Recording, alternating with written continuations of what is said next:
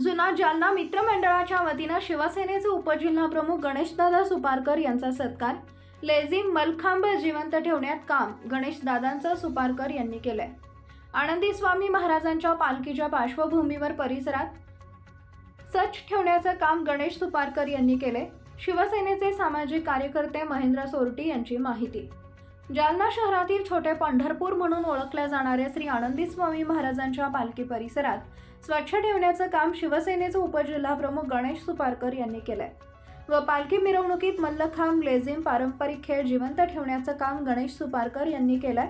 लेझिम मलखांब कोल्हापूर नंतर जालन्याचा नंबर लागतोय अशा पारंपरिक खेळ गणेश सुपारकर यांनी केलं असल्याचं शिवसेनेचे सामाजिक कार्यकर्ते महेंद्र सोरटी यांनी म्हटलंय। जुना जालना मित्रमंडळाच्या वतीनं शिवसेनेचे उपजिल्हाप्रमुख गणेशदादा सुपारकर यांचा दिनांक 26 जुलै रोजी सकाळी 11 वाजताच्या दरम्यान सत्कार करण्यात आलाय। यावेळी नितीन संगी, महेंद्र सोरटी, जोहार तुल्ले, विनायक महाराज फुलंब्रीकर, प्रदीप जगनाडे, विजय महाराज फुलंब्रीकर, प्रदीप सोरटी परिसरातील नागरिकांची उपस्थिती होती। स्वामी महाराज की जय।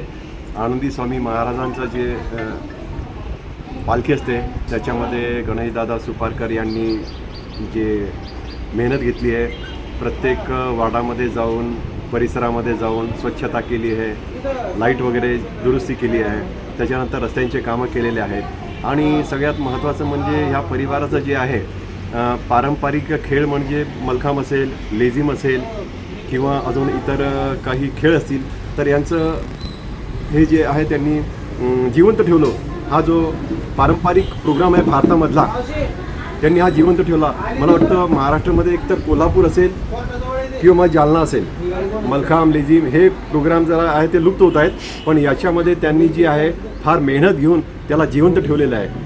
धन्यवाद। इतकं बोल। काय नाव आपलं? महेंद्र सोरटी।